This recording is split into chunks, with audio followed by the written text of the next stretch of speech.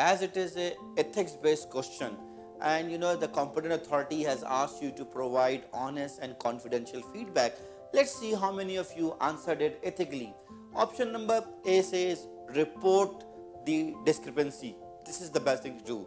As you have been asked to provide your feedback, this should have been done. So the right answer for this question is option number A.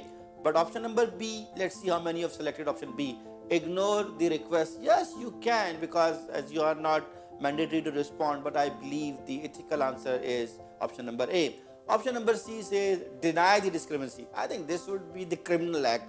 Even if you are not if you are ignoring, it's okay, but write out ignoring and not write out denying the charges on behalf of your friend is not the good thing to do. So option number C is also wrong. Option number D says inform your team member or friend about this thing. I think as it is confidential, you are not supposed to do this thing. So the right answer of this ethical question, or the ethical answer of this ethical question, is option number A. Thank you. Those who have answered it correctly through ethical mindset, congratulations.